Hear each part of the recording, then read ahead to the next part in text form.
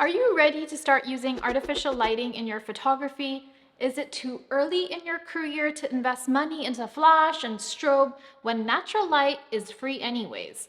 Now, you might be thinking that I'd recommend artificial lighting to everyone, but the reality is there's actually some prerequisites before you actually pull the trigger and start using artificial lighting as part of your workflow for photography. So if you've been debating whether or not you need to even start using artificial lighting, then this video is going to give you some clarity and a ton of value. So let's jump straight in.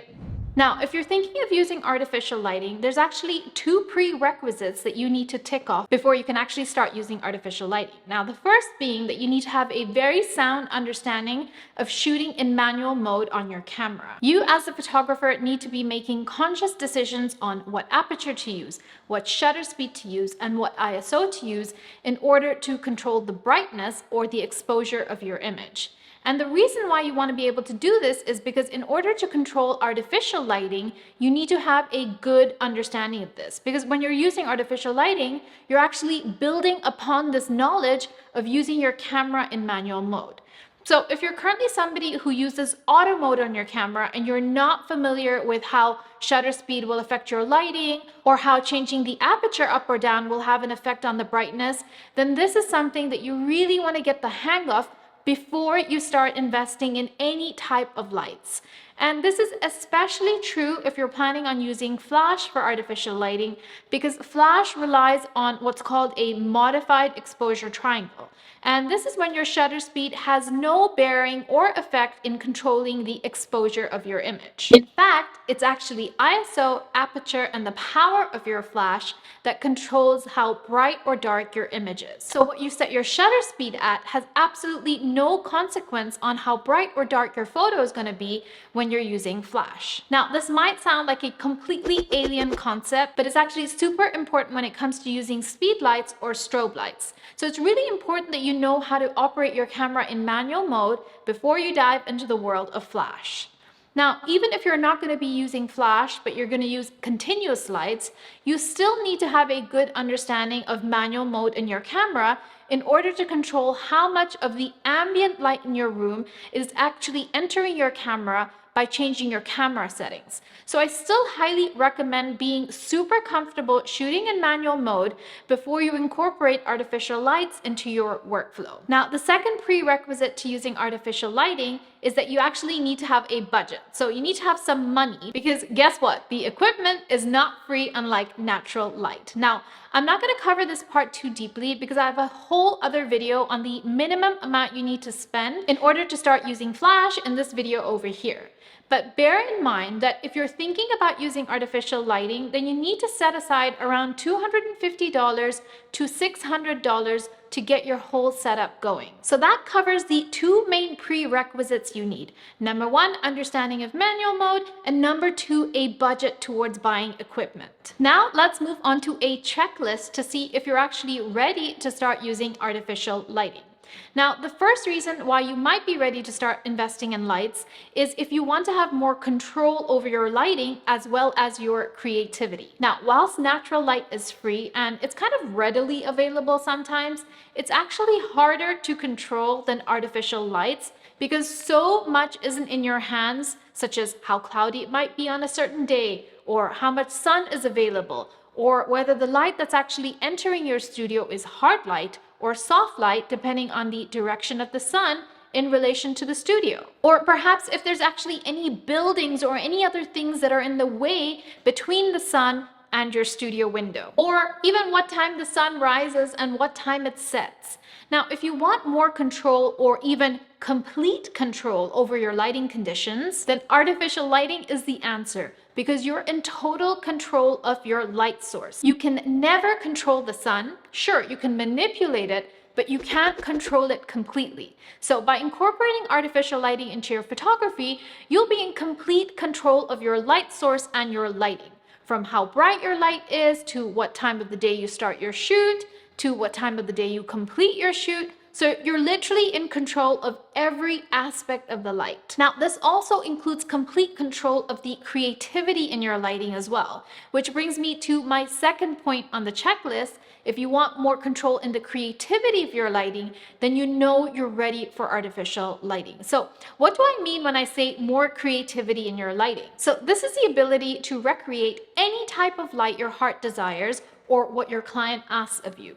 Artificial lighting has the ability to do this that natural light might not be able to afford you. So as an example, if hard light is currently trending and you have a client that's asking for hard light, that's super easy to recreate with artificial light.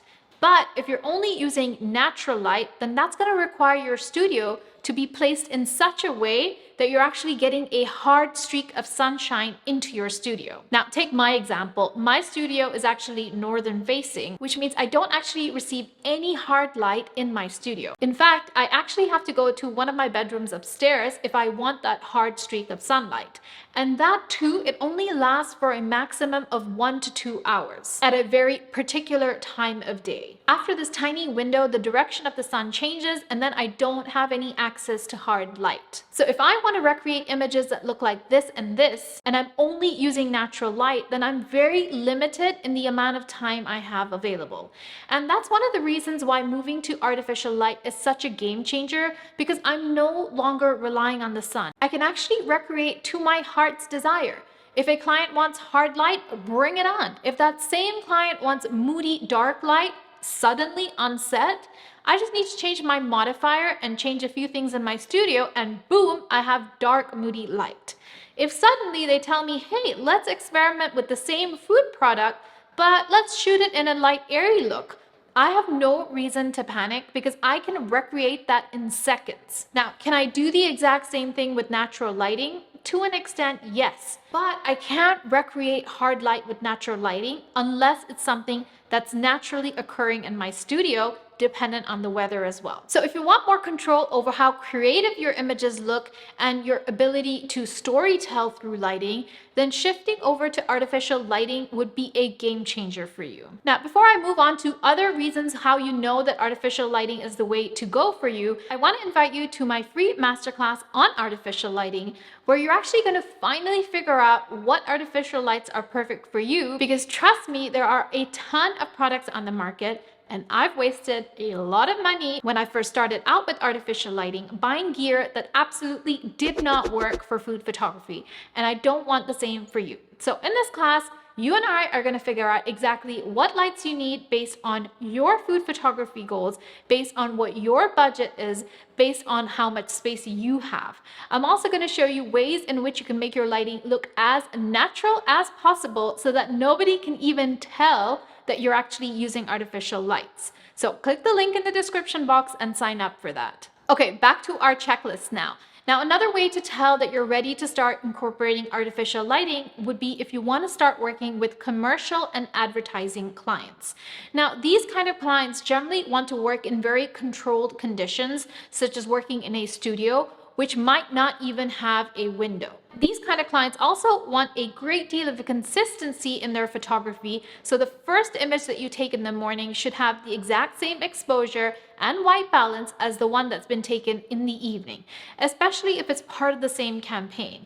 And doing that with natural light would be really difficult because we all know the sun is constantly moving. Clouds are constantly changing, and our natural environment, such as any buildings that are in the way, any trees that are in the way, or any medium that the light will actually pass through before it enters our studio, will have an effect on the color balance as well as the exposure in our photos. So it's actually quite difficult, not impossible, but quite difficult to maintain consistency for white balance and exposure throughout a shoot. However, this is completely eradicated when you're actually using artificial lights. And besides that, like I said right at the beginning, most commercial and advertising brands are expecting you to be working in a large studio that usually doesn't have a window. So if you're thinking of working with higher end clients that require imagery for commercial or advertising work, then using artificial lighting is definitely a must. Now, within that same situation comes product photography. When shooting product, brands will want everything on their product to appear nice and sharp, especially if they've got any writing or text on their product. So things like packaging or any editorial style work which has packaging in it, or skincare, or even a bottle of honey, for example, or a drink bottle. So brands often want everything to be perfectly sharp, and that generally means you want to use a very high aperture to be able to achieve that. Then the only reasonable way to increase the exposure or the amount of light that's in your photo is to either decrease your shutter speed or increase your ISO, which is not recommended above a certain limit depending on your camera. Now, since neither of those are perfect solutions when you're using a high aperture, your best bet here is to use flash. So if you're thinking of getting into high-end product photography, then your ability to use artificial lighting is an absolute must. Now, before you come at me and tell me that you can focus stack to get the labels completely sharp, you certainly can do that, but that would rely on your ability to use Photoshop, which is again another skill and a whole other video. Okay, on to the next reason why using artificial lighting will be a game changer is if you want to do drinks photography. Now, the reason why artificial lighting is a must when shooting drinks is because glassware and bottles can be highly reflective, just because of the way the glass is shaped. Now, often a bottle will have a curve, which catches reflections really easily. And if you're using natural light in a window as your main source of light, this will be reflected in your product. Now, the likelihood is that you want a really nice, clean reflection on your glass. And in order to achieve that, artificial lighting really is a must. Shooting with a window and controlling your reflections will be so much harder because your reflection is basically the shape of the modifier or the window you're using. And if your window shape is not correctly shaped like a strip of light, then you won't be able to achieve this. So again, if drinks photography is your thing, then shifting over to artificial lighting is highly recommended. Now, another way to know if you're ready to incorporate artificial lighting into your workflow would be if you're constantly chasing the sunrise and sunset times in order to keep up with your shoot. Or perhaps winter months are really slow months in your business because the amount of time that you have to shoot is so less due to the weather. Now imagine instead being able to shoot in the middle of the night if you want, in a completely windowless room, even if that means shooting in your basement. That is what artificial lights will allow you to do when you are completely free in terms of the time of day you're shooting, how long it's going to take you to shoot your product. You no longer have to then worry about the weather. You don't have to worry about what time it is because you are in control of everything. So if you find that you're constantly racing against the time, you're only able to shoot on weekends because maybe you work part-time, then artificial lighting will make your life and your shoots so much easier. Okay, the next question I have for you is, have you ever struggled with photos that just feel like they're not sharp enough? You're doing everything that the gurus tell you to do. You're using a high shutter speed. You've moved on to a tripod, and yet you feel like something is still missing and your images just don't look as sharp as the ones that you see online or in magazines.